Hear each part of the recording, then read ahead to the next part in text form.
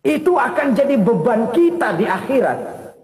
Alangkah celakanya, perjalanan panjang, bekal tidak bawa, beban kelewat banyak, alamat sengsara di jalan. Pahala tidak ada, dosa berlipat ganda. Na'udzubillah, summa na'udzubillah. Kalau kita rangkum nasihat Al-Ghazali dengan kisah si konglomerat tadi, kita akan mengambil kesimpulan. Pertama, bekal terbaik dalam menghadapi gejolak kehidupan ini tidak lain adalah iman. Yang kedua, pahala dan dosa. Dua hal kontroversial. Pahala adalah bekal, dosa adalah beban. Tapi kita sekarang kan tidak begitu terangsang kepada yang abstrak. Orang berlomba mencari yang konkret-konkret saja. Yang real. Kalau memang dosa, benjol dong. Kira-kira begitu. Kira-kira begitu. Persis orang Yahudi dulu. Orang Yahudi itu kan pernah minta kepada Nabi Musa. Ya Musa, lan nu'mina laka hatta narallaha jahrah. Musa, kami nggak bakal mau beriman kepada Allah kalau belum kami lihat Allah ada nongkrong di depan kami. Kalau memang Tuhan ada, taruh dong di depan kami. Mau yang konkret-konkret saja. Kalau memang dosa, benjol dong. Kalau memang pahala, berasa dong. Orang terangsang kepada yang real, yang konkret-konkret saja. Karena itu, untuk mengejar dosa, orang mau bayar. Tapi untuk mengejar pahala, walaupun tidak bayar, orang segan. Ini yang dikatakan oleh Nabi, kamu mengharapkan ke surga, tapi kamu berat melaksanakan sesuatu yang bisa membawa kamu ke surga. Kamu ingin jauh dari neraka, tapi tiap saat kamu lakukan perbuatan-perbuatan yang justru menjerumuskan kamu ke neraka. Idda'aitum an-najata minan nar wa ramaitum fiha anfusakum. Kamu ingin selamat dari neraka, tapi kamu lemparkan diri kamu ke neraka. Kamu ingin masuk surga, tapi berat sekali kamu melakukan perbuatan-perbuatan yang bisa menyampaikan kamu di surga. Saudara-saudara kaum muslimin, rahimakumullah. Jadi hal keempat yang merupakan perbendaharaan surga adalah la haula wa la quwwata illa billah.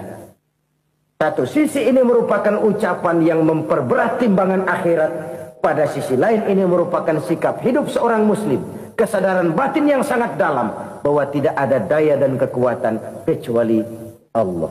Dan itu kita simbolkan pada saat memulai pekerjaan dengan Bismillah. Dengan menyebut nama Allah. Satu kesadaran moral. Saya hanya bisa melakukan ini karena diberikan daya dan kekuatan oleh Allah. Lahirlah sikap tawadu, rendah hati, tidak melonjak menjadi angkuh dan sombong. Saudara-saudara, sampai sini dulu jumpa kita kali ini. Semoga 4 perbendaharaan surga ini dapat kita lakukan, yang kelak akan merupakan bekal kita di kemudian hari nanti. Amin ya rabbal alamin. Bapak-bapak, ibu-ibu, saudara-saudara kaum muslimin rahimakumullah. Di dalam kehidupan kita sebagai seorang muslim, minimal 5 kali dalam sehari semalam kita mendengar seruan untuk mendirikan solat yang disebut azan.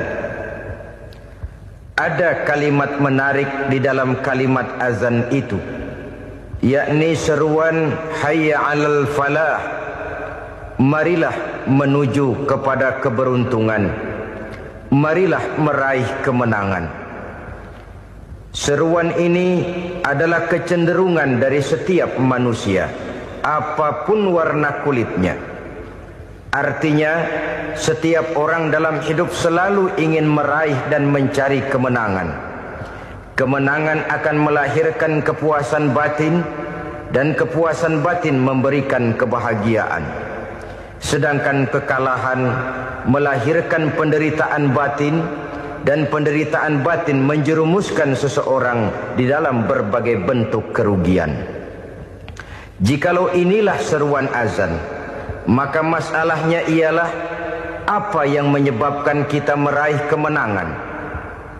Al-Quranul Karim memberikan tuntunan dan ajaran kepada kita bahwa orang-orang yang memperoleh kemenangan itu tidak lain adalah orang-orang yang bertakwa. Hanyalah mereka yang bertakwa kepada Allah Subhanahu wa ta'ala pada akhirnya akan tampil sebagai pemenang. Lalu siapa orang yang bertakwa itu? Dijelaskan dalam awal-awal Al-Baqarah, orang yang bertakwa yang akan meraih kemenangan. Pertama, alladzina yu'minuna bil ghaib, yaitu orang-orang yang beriman kepada yang gaib, percaya bahwa ada alam yang gaib, alam yang abstrak, alam yang tidak bisa dijangkau oleh salah satu daripada panca indera kita. Mereka percaya dan beriman kepada adanya malaikat, beriman kepada adanya iblis dan jin, beriman kepada adanya alam kubur, beriman kepada adanya alam mahsyar, beriman kepada adanya alam akhirat, beriman kepada adanya surga dan neraka. Beriman bukan cuma sekedar beriman dalam ucapan bibir saja, tetapi beriman yang nilai iman itu mampu mewarnai gerak dan gaya hidupnya. Iman yang meresap sampai ke tulang sumsum, kemudian memberikan dampak positif di dalam kehidupan manusia. Alam, kita tahu, adalah sesuatu yang selain Allah, dan Allah bukanlah alam. Apapun namanya selain daripada Allah, itu adalah alam.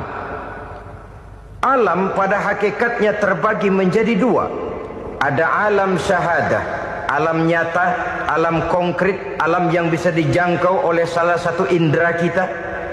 Kemudian ada alam ghaib, alam yang tidak bisa dijangkau oleh panca indera kita, alam metafisika, alam abstrak, alam yang wajib kita imani keberadaannya. Kita percaya bahwa malaikat itu ada, kita percaya kepada jin, bahwa jin itu ada, kita percaya kepada adanya iblis dan setan. Bukan percaya kepada iblis dan setannya, percaya bahwa iblis dan setan itu ada. Itu termasuk salah satu daripada sifat orang yang bertakwa kepada Allah. Saudara-saudara kaum muslimin rahimakumullah, kecenderungan pembangunan yang lebih bersifat materialistis biasanya menggeser aspek kehidupan rohani. Orang berpikir empiri, dan dalam pola pikir yang demikian maka alam gaib tidak lagi mendapat perhatian. Aspek kehidupan yang bersifat rohaniah malah mulai ditinggalkan. Akibatnya terjadilah kepincangan di dalam kehidupan kita. Pernah ada satu pengalaman pribadi dalam perjalanan kembali ke tanah air. Dalam pesawat di sebelah kanan saya duduklah seorang Jerman namanya Heiner Simonsen. Iseng saya ajak kenalan, saya ajak ngobrol, saya tanya dia. Saya bilang, Mas Heiner ini, kalau pesawat yang kita tumpangi ini jatuh ke bawah, kira-kira apa yang bakal terjadi, Mas? Dia bilang, kita semua akan mati. Begitu? Iya. Oke. Apa itu mati? Tanya saya.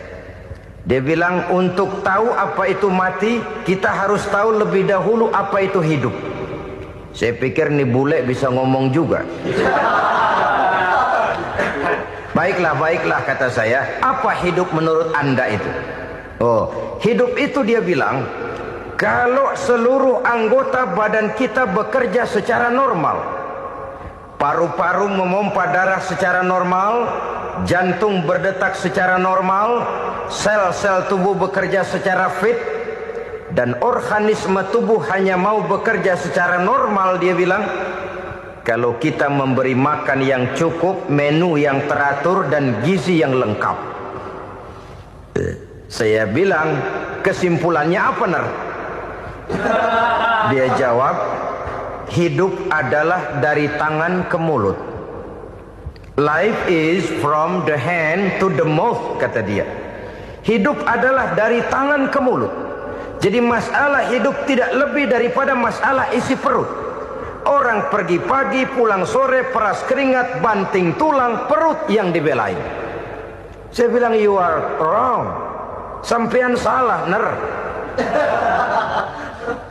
Kamu orang Islam bukan? Bukan. Pantas. Kenapa saya salah? Dia bilang, ya jelas salah. Salahnya di mana? Kamu ini manusia. Kalau hidup cuma dari tangan ke mulut, saya bilang, kambing di kampung saya juga begitu pikirannya, ner. Itu kambing di kampung saya, asal perutnya kenyang, sudah hidup dia. Perkara besok bagaimana, lusa prospeknya macam mana, bulan depan ada apa, kambing nggak pernah mikir. Di kampung saya kambing juga pikirannya begitu. Kamu Kristen ya? Tadinya. Loh kok tadinya, lalu apa sekarang kamu ini? Dia bilang, sekarang saya netral. Saya tidak beragama, tapi saya percaya kepada Tuhan sebagai pencipta alam. Saya ingat benar dia bilang, I haven't any religious, but I believe to God as the creator of the world. Kenapa bisa netral begitu, ner? Habis saya bingung katanya. Islam bilang Islam baik, Kristen bilang Kristen baik, Hindu Buddha bilang Hindu Buddha baik, semua agama baik. Saya netral sekalian, nggak beragama. Yang penting saya percaya kepada Tuhan. Saya bilang, ner, kamu ini kayak orang mau beli celana, lalu bingung. Yang satu bilang Levi's bagus, yang satu bilang Blue Jean hebat, yang satu bilang Wool England hebat. Celana ini hebat, celana itu bagus, celana ini hebat. Semua celana bagus, kamu bingung. Akhirnya netral, tidak pakai celana. Itu juga salah. Saya pikir-pikir, kemudian saya melihat bahwa dua pola berpikir Henner ini nampaknya sudah mulai menggejala di lingkungan masyarakat bangsa kita. Disadari atau tidak, secara jujur kita harus berkata, dua pola pemikiran Henner ini mulai berkembang di tengah masyarakat bangsa kita. Pertama, pola pikir materialisme. Hidup adalah dari tangan ke mulut. Masalah hidup tidak lebih masalah isi perut. Itu yang perlu dibela, dan disitulah arti kehidupan. Pergi pagi, pulang sore, peras keringat, banting tulang untuk mempertahankan perut. Kalau sudah kemari cara orang berpikir, maka buat apa percaya kepada yang gaib? Untuk apa sholat? Untuk apa puasa? Untuk apa zakat? Untuk apa menghadiri majelis taklim? Tanpa kepercayaan kepada yang gaib, hidup berjalan menurut alur empiris dan materialis. Kalau sudah ke sana cara orang berpikir, biasanya orang lalu cenderung menghalalkan segala cara. Hanyalah orang yang percaya bahwa akhirat ada. Hanyalah orang yang percaya bahwa alam kubur itu ada. Hanyalah orang yang percaya bahwa malaikat itu ada, hidupnya akan lebih terarah dan terkendali.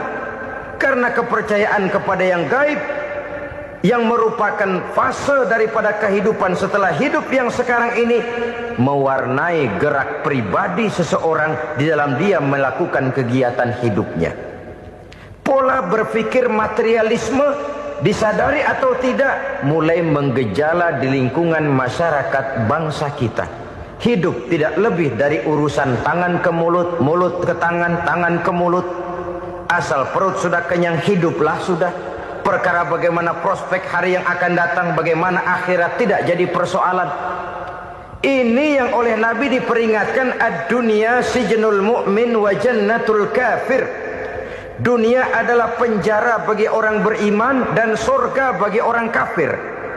Dulu di zaman Belanda hadis ini pernah disalah tafsirkan, disalah artikan, digunakan sebagai senjata untuk mengkebiri dan membuat impoten umat Islam. Sudahlah umat Islam gak usah macam-macam, kata Belanda. Dunia ini kan penjara buat orang Islam, surga buat orang kafir. Di penjara jangan bertingkah.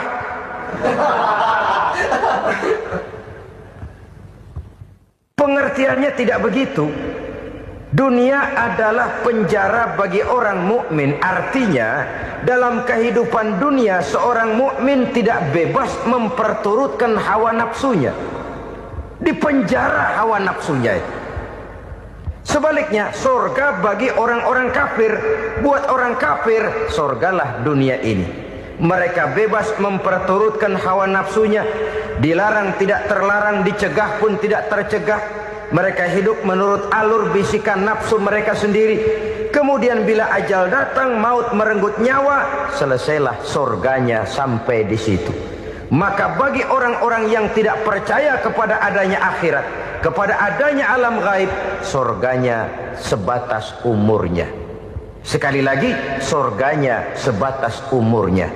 Bila umur selesai, ajal pun datang merenggut nyawa, selesailah sudah surganya sampai di situ.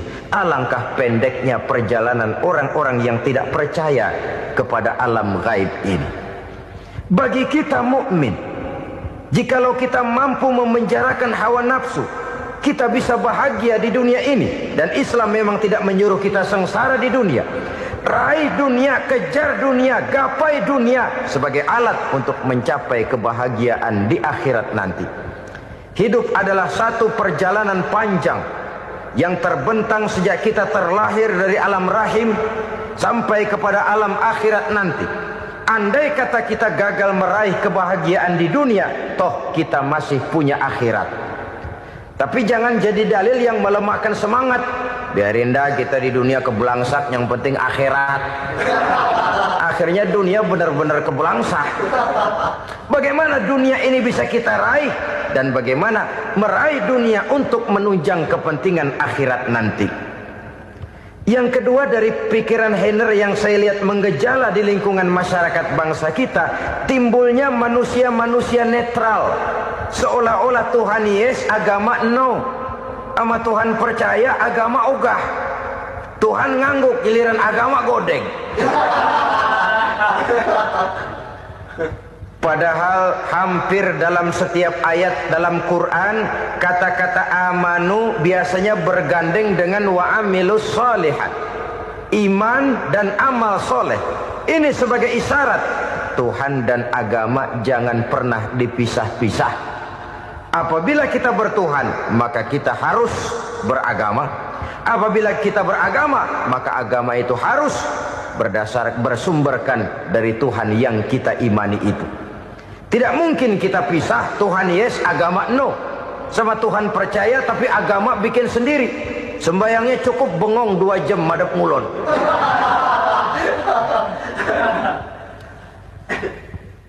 Saudara-saudara kaum muslimin rahimakumullah. Jadi dengan demikian, agama yang kita akui merupakan unsur mutlak di dalam pembangunan sekarang ini, merupakan bagian dari kehidupan yang menuntun kita bahwa di balik alam nyata ini, di balik alam syahadah ini ada alam gaib. Dan mudabbir, murabbi, yang mengatur, yang menguasai, yang memelihara baik dia alam nyata, baik dia alam gaib, tidak lain adalah Allah Subhanahu wa ta'ala. Di sana ada satu super power, satu maha kekuatan yang kita perlu bersandar kepadanya. Sebagai makhluk nyata yang hidup di alam nyata, berbuatlah secara nyata sebagaimana harusnya kita berbuat. Karena Islam jelas bukan agamanya orang pemalas. Islam jelas bukan agamanya orang yang mengajarkan setelah selesai sholat boleh duduk, nggelenggem ayam-ayam, ndelohom, menghitung bintang di langit sambil menunggu keajaiban. Tidak. Islam adalah agama yang mengajarkan apabila sholat sudah selesai kamu kerjakan, bertebaranlah di permukaan bumi, cari karunia Tuhanmu. Jangan hidup berpangku tangan menunggu keajaiban. Karena hidup bukan undian. Jangan berharap untung besar tanpa mau peras keringat. Tapi di sebalik itu toh kita juga harus yakin bahwa di sisi usaha nyata yang kita lakukan ada satu super power, satu maha kekuatan gaib yang menentukan berhasil dan tidaknya usaha kita. Kepercayaan kepada hal semacam inilah yang mendorong kita untuk mempunyai sandaran vertikal, agar jikalau usaha ini berhasil, kita tidak lupa diri dan lupa daratan. Jikalau usaha ini gagal, kita tidak putus asa dan buruk sangka, tidak cupik pandangan dan sempit hati. tapi mampu melihat persoalan dengan kacamata putih sambil husnuzon kepada Allah Subhanahu wa ta'ala. Kita percaya malaikat itu ada. Ada yang namanya raqib dan atid, mengawasi gerak hidup kita sampai kepada gerak hati kita. Ini memberikan sugesti agar kita berhati-hati. Tidak sejengkal tanah pun kita bisa berlindung dari pengawasan raqib dan atid. Ada munkar nakir yang akan menyoal kita di alam kubur. Ada malaikat Malik, penjaga neraka. Ada malaikat Ridwan yang menjaga surga. Kita percaya kepada adanya jin. Kita percaya kepada adanya setan, iblis. Percaya kepada adanya, bukan mempercayai si setan, si iblis lalu menjadikannya sebagai teman. Tidak. Percaya bahwa mereka itu ada dan merupakan makhluk Allah yang gaib yang diciptakan Allah Azza wa Jalla. Kepercayaan kepada alam gaib memberikan motivasi terhadap gerak lahir manusia. Sehingga dengan motivasi kepercayaan kepada yang gaib, gerak lahir jadi lebih terarah, jadi lebih terpelihara. Pernah seseorang bertanya, "Pak, apakah adanya akhirat bisa dibuktikan secara ilmiah?" Saya bilang tidak bisa, tidak bisa. Kenapa? Karena yang berangkat nggak pernah pulang kembali lagi. Kalau dia pulang kemari bisa kita tanya bagaimana enak di sono. Cuma secara moral saya katakan, lebih beruntung orang yang percaya kepada akhirat daripada yang tidak. Sekarang saudara percaya akhirat ada, lalu saudara baik-baik di dunia, sholat, puasa, zakat, menolong orang lain, menebarkan kebajikan. Saudara mati, andai kata akhirat tidak ada, toh dalam hidup saudara sudah berbuat baik. Paling tidak nama saudara akan dikenang sebagai orang baik. Sebaliknya, saudara percaya, kata saya, bahwa akhirat tidak ada, lalu hidup semau-maunya, tenggelam dalam maksiat dan munkarat, menentang Allah, tidak mau ruku dan sujud. Lalu saudara mati, kemudian akhirat ada. Ayo, mau apa? Bekal tidak punya. Jadi secara moral lebih beruntung orang yang percaya kepada adanya akhirat daripada yang tidak percaya. Dan itu alam gaib yang tidak bisa dibuktikan secara eksat. Jangankan untuk membuktikan seperti itu, dalam kehidupan sehari-hari saja yang kita rasakan tidak selalu berbentuk toh. Angin, bagaimana sih bentuknya angin? Kita tidak tahu. Merah, buktinya kalau dikerok merah. Yang merah itu kulit, yang kulit kita bukan anginnya. Sakit, rasa sakit itu ada, tapi bagaimana bentuk sakit? Kita nggak pernah tahu. Kalau kita makan cabai pedas, bagaimana bentuk pedas itu tidak ada, tapi rasa ada. Bentuk pedas hijau, cabainya bukan pedasnya. Tidak semua yang kita rasakan bisa kita gambarkan dalam bentuk yang konkret. Oleh karena itu, sekali lagi bahwa kepercayaan kepada alam yang gaib mampu memberikan satu sugesti yang menata kehidupan seseorang lebih lurus, lebih terarah, dan lebih terkendali. Maka wajar kalau kepercayaan kepada yang gaib mengantarkan seseorang untuk meraih kemenangan. Kenapa? Dia percaya kepada yang gaib, bahwa akhirat ada, bahwa alam kubur ada, bahwa pertanggungan jawab itu ada. Maka dia lalu tidak hidup saenae udele dewe gitu loh. Tidak hidup menurut seleranya sendiri, terarah, teratur. Ini cirinya yang pertama. Orang bertakwa yang akan meraih kemenangan, mereka beriman, mereka percaya kepada yang gaib. Bahkan hal-hal konkret saja selalu berangkat dari yang gaib. Saudara-saudara, para remaja, para pemuda sekarang ini tidak pernah tahu toh siapa yang akan jadi teman hidup saudara. Kita bisa saja ngerancang, mentargetkan, tapi toh akhirnya yang namanya jodoh bukan kekuasaan kita. Rezeki di luar kemampuan kita. Begitu juga ajal. Maut, jodoh, ajal adalah contoh-contoh konkret bahwa pada akhirnya yang gaiblah yang menentukan.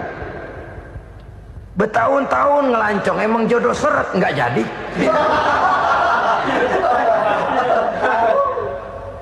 Begitu kenal baru setengah malam nginep ditangkap hansip kan. Hal-hal semacam itu kadang-kadang kita berpikir suuzon, gile, perempuannya cakep banget, lakinya rebek amat. Memang begitulah jodohnya. Memang begitulah jodohnya. Saudara hadirin ma'asyiral muslimin yang saya hormati, jadi hal-hal yang konkret saja kita yakini sepenuhnya ditentukan oleh satu superpower yang gaib itu tadi.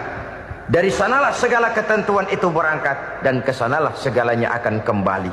Maka kepercayaan kepada yang gaib meluruskan gerak hidup seseorang dan itu akan mengantarkan dia kepada meraih kemenangan. Satu. Yang kedua, wa yuqimuna shalah. Orang bertakwa yang akan meraih kemenangan itu adalah orang-orang yang mendirikan sholat. Kenapa sholat mengantarkan orang untuk meraih kemenangan? Yang jelas, inna sholata tanha anil fahsya'i wal munkar. Sholat mampu mencegah manusia dari perbuatan keji dan munkar. Banyak filsafat hidup yang terkandung di dalam sholat ini. Sejak kita wudhu sampai kita menghadap ke arah kiblat, sampai kita melakukan gerak-gerak sholat, bacaan-bacaan yang ada di dalam sholat, lalu sampai kepada mengucapkan salam. Banyak filsafat hidup yang terkandung di dalam sholat. Umpamanya saja, setelah takbiratul ihram mulai kita dengan sholat dalam posisi berdiri, diajarkan dalam kitab-kitab fikih agar kita melihat ke arah tempat sujud. Ini kan filsafat kehidupan. Kalau kamu sholat dalam posisi berdiri, lihat tempat sujud. Jangan sholat mata jelalatan, sebab nanti bisa mengurangi kekhusyuan. Jadi wajar kalau yang dikatakan bahwa yang paling afdol adalah shaf yang di depan. Kenapa? Secara harfiah pengertiannya akan lebih mengundang kekhusyuan. Kenapa? Kalau kita di shaf paling depan di masjid umpamanya paling banter kita lihat tembok. Tapi kalau kita shaf di tengah atau di belakang, orang-orang di depan kita pun akan kelihatan. Yang bajunya loreng, yang bajunya genggang, yang bajunya macam-macam. Kita lihat, kadang-kadang kita pikirin, ada yang bajunya bolong. Kita sholat tapi dalam hati, nih orang bajunya robek yang nggak tahu apa. Ada saja hal-hal yang mengusik kekhusyuan kita. Oleh sebab itu diajarkan dalam posisi berdiri, lihat, arahkan pandangan matamu kepada tempat sujud. Ini kan filsafat kehidupan. Maksudnya apa? Kalau lagi diri lihat dong tempat sujud. Kalau udah di atas ingat dong sama yang bawah. Kalau sudah tinggi ingat dong dari mana kamu berangkat. Kalau sudah berkuasa bantu dong yang lemah. Kalau sudah kaya santuni dong yang miskin. Kalau sudah alim bimbing dong yang awam. Ini filsafat kehidupan. Dalam posisi berdiri kau lihat tempat sujud. Ini akan melahirkan kepekaan sosial di mana seseorang mau tahu kepada orang lainnya. Bagaimanapun kaya kita, tinggi pangkat dan jabatan kita, jikalau hidup hanya untuk kepentingan perut sendiri saja, rasanya belum membawa manfaat di dalam kehidupan kita. Tapi efek yang tertinggi sesungguhnya, sholat mencegah manusia dari perbuatan keji dan munkar. Perbuatan keji dan munkar walaupun kelihatannya mendatangkan uang, membawa keuntungan, tapi itu keuntungan semu, keuntungan sementara. Dengan menipu orang lain kita bisa dapat untung, tapi tidak membawa berkah. Dan itu adalah kerugian besar dalam kehidupan kita. Maka untuk meraih kemenangan harus dimulai dengan membentuk kepribadian yang tegar, memiliki sandaran vertikal yang langsung kepada Allah Subhanahu wa ta'ala. Dan itu hanya bisa kita tempuh melalui jalur ibadah formal yang sudah ditentukan Allah, yakni sholat yang 5 waktu. Untuk memperkuat itu ada sholat-sholat sunnah, rawatib, nawafil. sebagai terminal kontrol cadangan untuk memelihara stabilitas temperatur batin di dalam kita berhubungan dengan zat yang maha gaib, yaitu Allah Subhanahu wa ta'ala. Orang sering bertanya, Pak, itu tetangga saya nggak sholat, duitnya nggak habis-habis, Pak. Nggak sholat tapi mobilnya tambah terus. Nggak sholat tapi usahanya makin maju. Tapi di sisi lain ada orang yang rajin sholat, rezekinya butak bener. Anaknya mana kurus, mana korengan. Saudara hadirin, ma'asyiral muslimin rahimakumullah. Harus saya katakan bahwa sholat memang bukan untuk cari duit.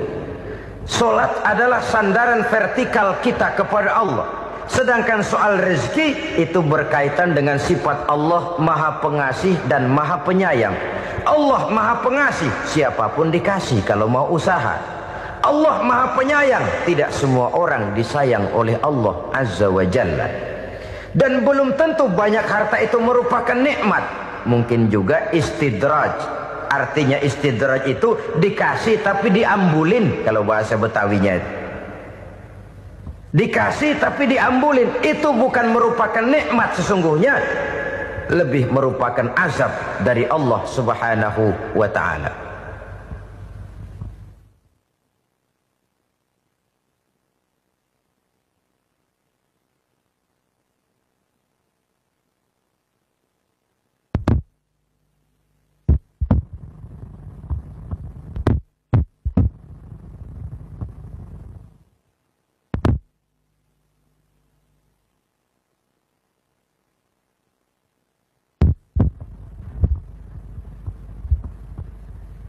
Agama mempunyai sistem solat, dan kita umat Islam telah dituntun oleh Allah Subhanahu wa ta'ala yang wajibnya 5 kali dalam sehari semalam mendirikan solat, dan itu tentu berada dalam jangkauan kemampuan manusia. Pada awalnya barangkali kita memang merasa solat itu satu kewajiban, tapi semakin kita hayati makna, manfaat dan filsafat yang terkandung di dalam ajaran solat, semakin sampai kita kepada keyakinan bahwa solat adalah keperluan kita. Sehingga pada waktu tertentu dinilai puncaknya, kita tidak lagi akan berkata saya wajib solat, tapi kita akan berkata saya perlu solat. Kalau kita sudah merasakan itu adalah keperluan kita, nah di sanalah kita baru akan merasakan ruginya kalau hal itu tidak kita laksanakan. Sepanjang kita masih berkata saya wajib sholat, kita akan lebih merasakan dia sebagai beban ketimbang sebagai keperluan. Yang jelas Allah tidak memerlukan ibadah yang kita laksanakan ini. Dengan kata lain, andai kata satu dunia penuh ini orang tidak ada yang sholat satu pun, Allah tidak akan turun dari jabatan Tuhan. Jangan lalu berpikir kalau kita ngambek se-RW kagak sembahyang Tuhan tekor kali ini ya.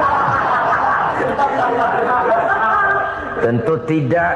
Itu perlunya kita, bukan perlunya Allah.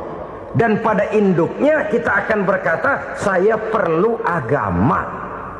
Kalau secara induk kita sudah memerlukan agama, maka konsep-konsep yang ada di dalam ajaran agama itu pun adalah juga merupakan keperluan kita. Baik dia bernama sholat, baik dia bernama puasa, baik dia bernama zakat, baik dia bernama haji, seluruhnya adalah keperluan kita. Dan sesuatu yang kita perlukan apabila tidak kita laksanakan akan melahirkan kerugian di dalam kehidupan. Jangan heran kalau kita membaca riwayat perjalanan hidup para salafus soleh, orang-orang soleh. Ada yang tahajud sampai 100 rakaat, ada yang sholat malam kakinya sampai bengkak. Kita sekalinya bengkak biri-biri. Ada yang sholat membaca surah dalam Al-Quran sampai khotam Quran. Kok mau? Mereka sudah merasakan itu keperluan. Itu saja soalnya. Satu saat pun jikalau kita merasa bahwa itu keperluan saya, kita pun akan melaksanakan seperti itu. Keperluan saya dalam kehidupan. Inilah yang kedua. Yang ketiga, orang bertakwa yang akan meraih kemenangan itu, wa mimma razaqnahum yunfikun. Mereka membelanjakan sebagian daripada rezeki yang diberikan Allah kepada mereka. Mereka infakkan di jalan Allah. Ada satu dialog menarik. Satu hari seorang anak muda bertemu dengan seorang kakek-kakek yang sudah dikenalnya baik. Bertanyalah anak muda ini, "Kek, umur kakek berapa tahun?" 15 tahun, kata si kakek. "Anak kakek berapa orang?" 1. "Harta kakek berapa banyak?" 15 juta. Si anak muda ini bengong, lalu protes, "Kok kakek bohongin saya?" "Kenapa?" "Saya tahu umur kakek 70 tahun.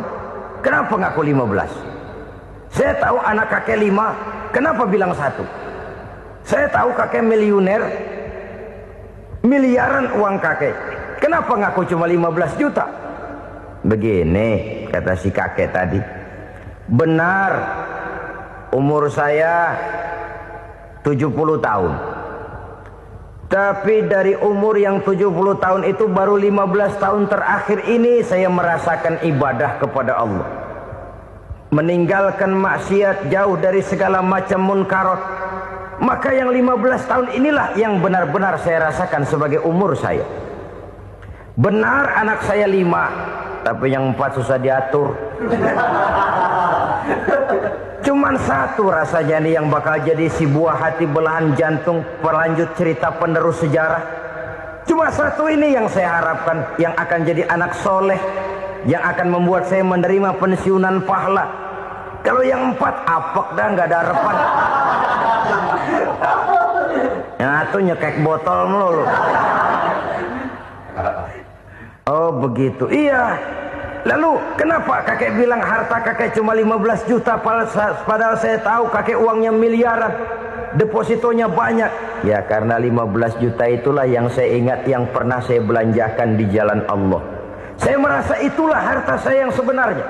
Yang miliaran yang saya simpan di bank kelak, kalau satu saat saya mati, akan jadi rebutan di antara anak-anak saya. Iya kalau anak saya soleh kayak yang 1 ini. Kalau yang 4 tadi udah tulen dia bakal berantem dah berebut tuh. Jadi 15 juta yang saya belanjakan di jalan Allah inilah yang saya merasakan benar-benar harta saya yang sesungguhnya. Dialog ini patut menjadi bahan renungan kita bersama. Diberikan kita umur 40, 50, 60, 70, 80. Berapa tahun dari umur yang diberikan itu yang jalan mulus, yang kita gunakan untuk melaksanakan ibadah? Banyak harta kita simpan di bank, di lemari, di dompet, di tas. Tapi berapa yang sudah kita depositokan di jalan Allah yang akan menemani kita di hari kita kembali nanti? Maka orang bertakwa yang akan meraih kemenangan, wa mimma razaqnahum yunfikun. Mereka membelanjakan sebagian dari rezeki yang diberikan Allah di jalan Allah Subhanahu wa ta'ala. Ma'asyiral muslimin rahimakumullah. Zahirnya memang kita memberikan kepada orang lain, tapi hakikatnya kita menyimpan untuk diri kita sendiri. Kita memberikan kepada yatim piatu 25.000. Zahirnya kita memberikan si yatim, hakikatnya kan kita cuma nyimpan. Saya berikan, titip kepadamu, ini untuk saya di akhirat. Kau boleh belikan baju, kau boleh belikan untukmu makan, kau boleh bayarkan sekolahmu. Ini untuk saya. Hakikatnya kita nyumbang masjid 1 juta, zahirnya kita berikan kepada panitia masjid, tapi hakikatnya kan cuma titip 1 juta ya untuk saya di alam kubur nanti. Silakan kau boleh belikan semen, ini uang, belikan besi, belikan pasir. Saya cuma sekedar titip untuk kepentingan saya. Hakikatnya kita cuma sekedar menitip. Sebagaimanapun pada hakikatnya, apapun yang kita miliki dalam kehidupan kan cuma sekedar hak guna pakai, bukan hak milik mutlak. harta kita, rumah kita, kendaraan kita, kebun kita, pabrik kita, hak guna pakai saja. Hak milik mutlak cuma untuk Allah Subhanahu wa ta'ala. Saudara-saudara kaum muslimin rahimakumullah. Ini yang ketiga. Kemudian yang keempat, orang-orang bertakwa yang akan meraih kemenangan, allazina yu'minuna bima unzila ilaika. Mereka yang beriman, mereka yang percaya kepada apa yang telah diturunkan kepadamu Muhammad, ay Al-Quran, yakni Al-Quranul Karim.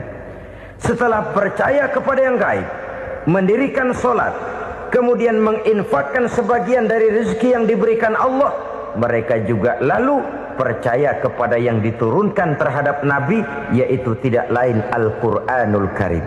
Sekali lagi di sini, percaya bukan hanya sekedar percaya saja, tetapi percaya lalu menjadikan Al-Quran itu sebagai pedoman hidup.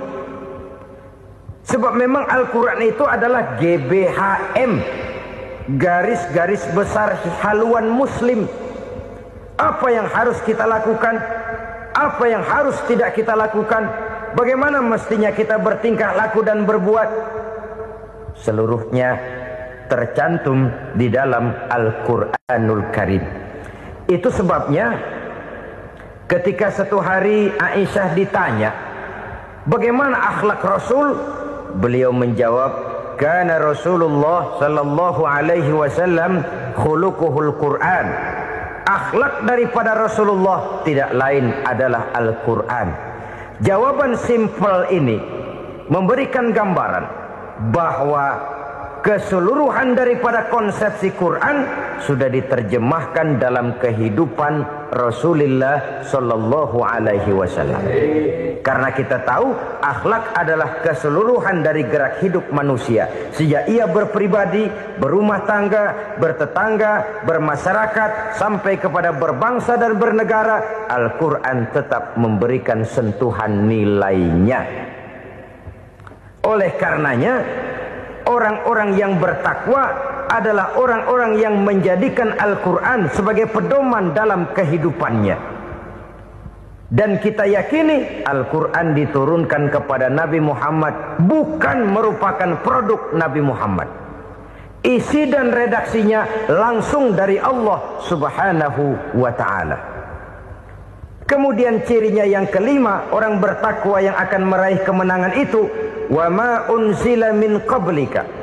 Tidak hanya sekedar percaya kepada yang diturunkan terhadap Nabi Muhammad, yaitu Al-Quran, mereka juga percaya kepada apa yang pernah diturunkan kepada para nabi, kepada para rasul sebelum Nabi Muhammad. Percaya kepada adanya suhuf, percaya kepada adanya Taurat, percaya kepada adanya Injil, percaya bahwa Allah dahulunya sudah menurunkan Taurat kepada Musa, percaya bahwa Allah sudah menurunkan Injil kepada Isa, percaya Injil ada, Taurat ada, diturunkan Allah untuk Isa dan Musa, tetapi tidak wajib mengamalkannya karena kita sudah diberikan Al-Quranul Karim. Ini yang perlu saya garis bawahi. Kita percaya Allah telah menurunkan Injil dahulu kepada Isa. Kita percaya bahwa Allah telah menurunkan Taurat dahulunya kepada Nabi Musa. Kadang-kadang ini dijadikan dalih, dikacaukan pengertiannya. Quran saja mengajarkan bahwa orang yang bertakwa harus percaya kepada Injil, maka pakailah Injil. Apalagi kalau ayat sebelumnya ditilap, dihapus, dihilangkan, Injilnya yang ditekankan, maka akan terjadilah penekanan yang salah arah. Karena salah arah akhirnya bisa merusak dan menghancurkan akidah. Ketika Rasul suatu saat pernah ditanya orang, "Ya Rasul, bagaimana sikap kita sebagai muslim terhadap Injil yang ada sekarang?" Beliau menjawab, "La tukadzibuhu jami'an wa la tusaddiquhu jami'an." Jangan didustakan seluruhnya, jangan juga dibenarkan semuanya. Artinya, ini sudah merupakan gambaran dari Rasul bahwa dalam Injil yang ada sekarang masih ada ajaran-ajaran tauhid yang dibawa oleh Nabi Isa dan diajarkan kepada umatnya. Tapi juga dalam Injil yang sekarang ini sudah terkena intervensi dan investasi manusiawi. Karena itu Rasul menyimpulkan, la tukadzibuhu jami'an wa la tusaddiquhu jami'an. Jangan didustakan semua, jangan dibenarkan seluruhnya. Kita memang percaya Allah telah menurunkan Injil kepada Nabi Isa dulu, tapi kita tidak wajib mengamalkan Injil. Kita percaya Allah telah menurunkan Taurat kepada Nabi Musa, tapi kita tidak wajib mengamalkan kitab ajaran Taurat. Yang wajib kita percayai dan kita amalkan hanyalah Al-Quranul Karim. Kenapa? Oleh karena baik yang ada di dalam Taurat, baik yang ada di dalam Injil, tentu tercakup di dalam Al-Quran sebagai kitab terakhir yang diturunkan oleh Allah Subhanahu wa Ta'ala. Dan itu wajar. Kalau seorang pejabat mau mengeluarkan satu keputusan baru, tentu dia harus meninjau keputusan-keputusan lama. Andai kata dianggap tidak berlaku, dianggap tidak relevan lagi, maka keputusan-keputusan lama itu tentu sudah dianggap tidak berlaku. Sebagian daripada aturan-aturan dalam keputusan lama yang masih dianggap relevan tercantum dalam keputusan baru yang wajib diamalkan. Begitulah hubungannya antara Al-Quran, Taurat, Zabur, dan Injil. 4 kitab samawi yang diturunkan Allah masing-masing kepada Zabur untuk Nabi Daud, Taurat untuk Nabi Musa, dan Injil untuk Nabi Isa alaihi wassalatu wassalam. Ketiga-tiga kitab itu kita percayai adanya. Kita yakini Allah telah menurunkan Zabur, Taurat, dan Injil. Tapi kita tidak wajib mengamalkannya. Yang wajib kita mengamalkannya sekarang ini tidak lain hanyalah Al-Quranul Karim saja. Karena ia mencakup apa yang ada di dalam Zabur, apa yang ada di dalam Taurat, dan apa yang ada di dalam Injil. Keotentikannya bisa dipertanggungjawabkan. Ya, tapi kan Nabi Muhammad sudah mati 14 abad yang lalu. Dan di zaman beliau Al-Quran kan belum dikodifikasikan, belum ditulis. Bagaimana keotentikannya bisa dipertanggungjawabkan? Mudah saja. Allah berjanji, inna nahnu nazzalna dzikra wa inna lahu lahafizun. Kami yang menurunkan Al-Quran dan kami yang akan menjaga dan memeliharanya. Allah turunkan Quran, Allah menjaganya. Bagaimana cara Allah menjaga Al-Quran itu? Banyaknya orang-orang yang hafaz Al-Quran.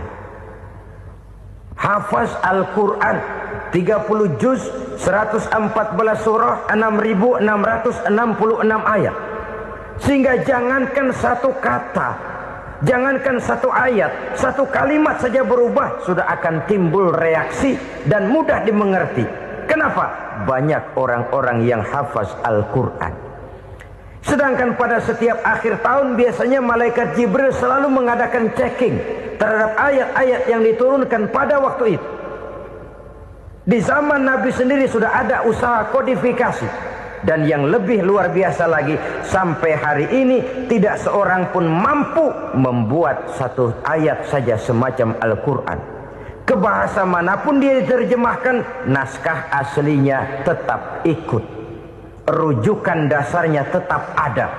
Berdasarkan itu, maka tidak mungkin terjadi penyelewengan terhadap atau pemalsuan terhadap ayat-ayat Al-Quranul Karim.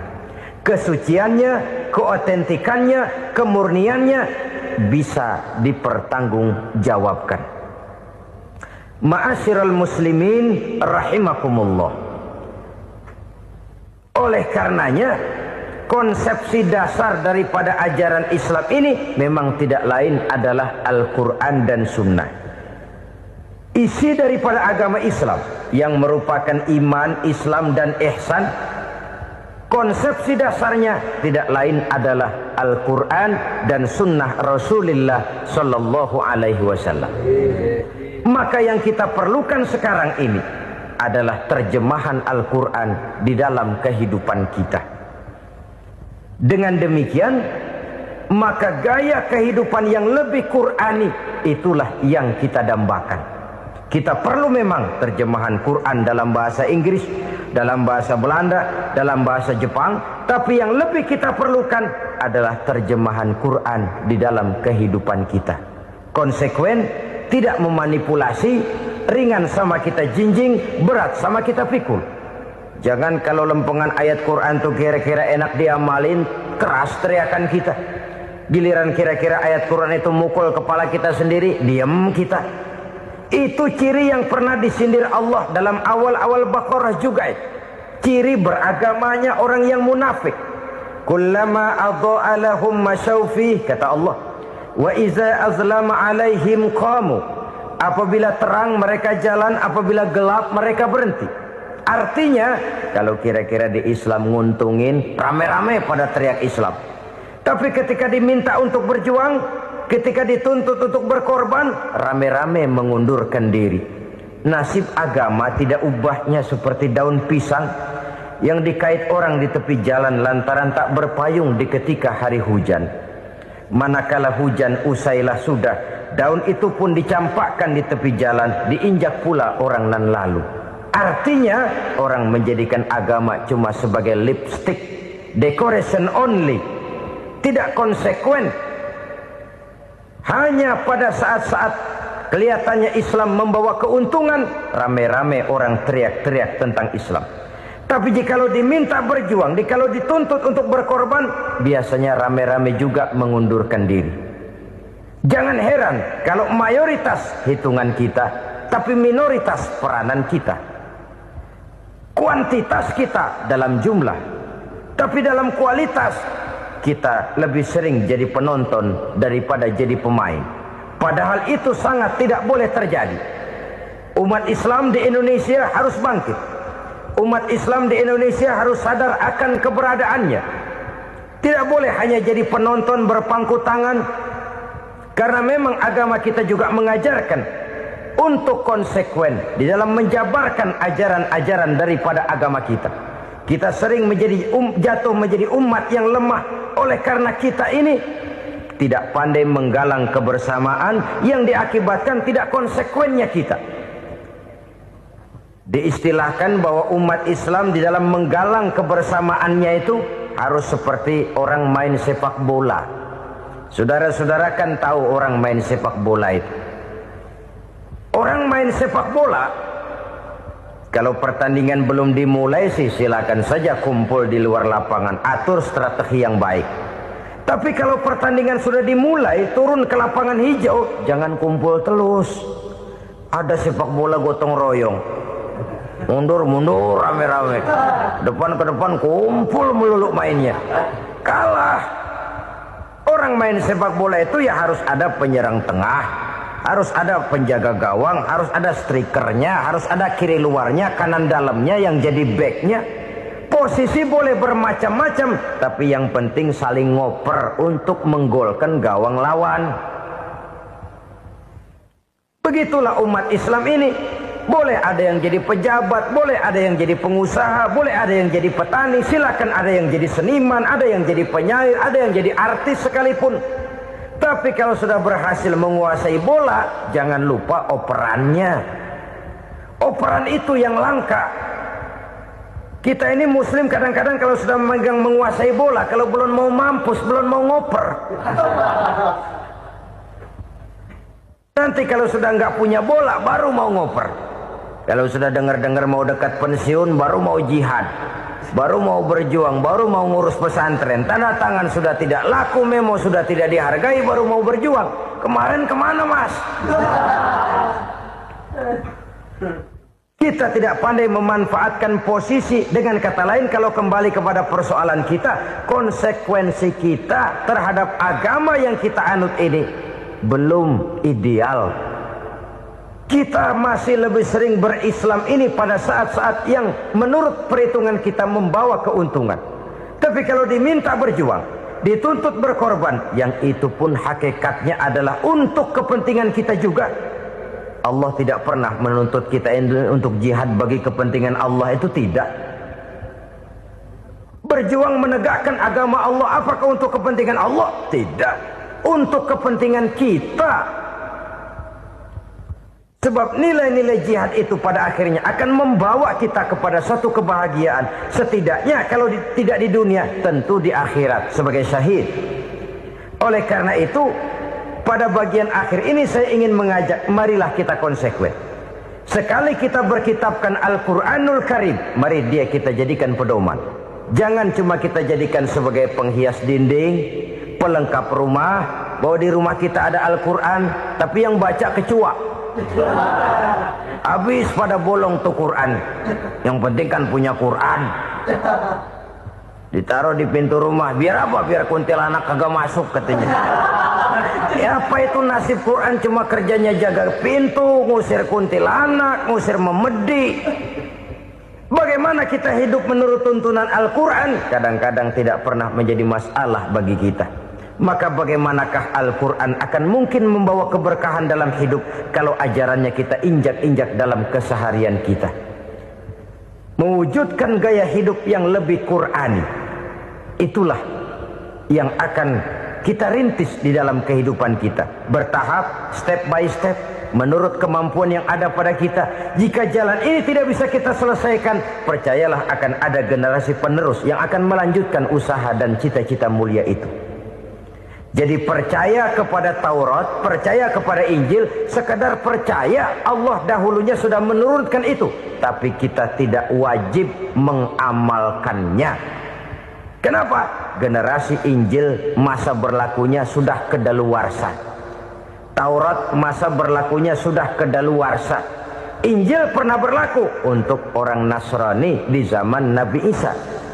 Taurat pernah berlaku untuk orang Yahudi di zaman Nabi Musa. Setelah generasinya berlalu, datang Rasul penutup yang membawa Al-Quranul Karim. Maka Al-Quran itulah yang berlaku menjadi pedoman sampai hari akhir nanti.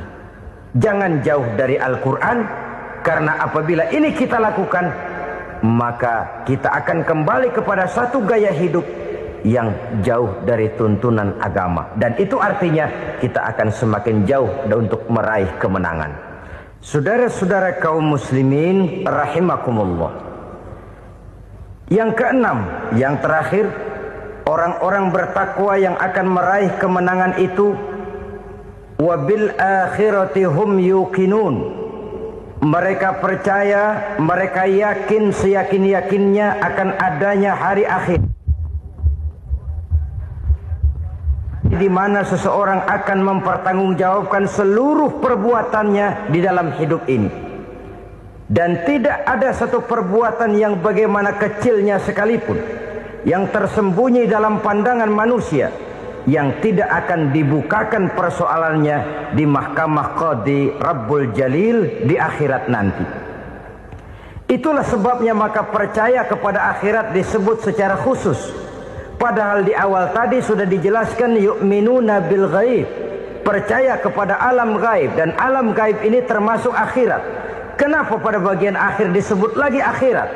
Karena ternyata bahwa kepercayaan kepada adanya akhirat merupakan induk dari kepercayaan terhadap adanya malaikat, setan, jin dan lain sebagainya, dan akan lebih memberikan sugesti dalam kehidupan manusia untuk meluruskan gerak hidupnya. Jikalau satu saat tergerak hati akan berbuat kejahatan, ingin mencuri, sadarlah, awas ada akhirat. Sebab kalau kita cuma teriak awas ada polisi, itu cuma tertunda sementara. Begitu polisi meleng, embat. Kalau kita ingin berbuat jahat cuma berteriak awas ada hansip, cuma sementara ketika hansip itu ada. Tapi kalau ceritanya awas ada akhirat, mau menyeleweng awas ada akhirat, mau berjudi awas ada akhirat, mau mencuri awas ada akhirat. Keyakinan yang akan meluruskan gerak hidup manusia sehingga gerak itu jadi lebih terarah dan terkontrol, tidak merugikan baik diri sendiri, lebih-lebih orang lain. Ternyata bahwa kepercayaan kepadanya adanya hari akhirat sanggup menjadi sumber daya kontrol dari kehidupan manusia, sehingga ia tidak terjebak dalam perbuatan maksiat dan munkarat. Saudara-saudara kaum muslimin, inilah saja yang kita bicarakan pada pertemuan kali ini. Semoga Allah subhanahu wa ta'ala memberikan kekuatan zahir dan batin kepada kita untuk dapat meraih kemenangan dengan beriman kepada yang gaib, mendirikan solat, membelanjakan sebagian dari rezeki yang diberikan Allah, percaya kepada Al-Quran, beriman kepada kitab-kitab yang diturunkan sebelum Al-Quran, lalu meyakini adanya hari akhirat.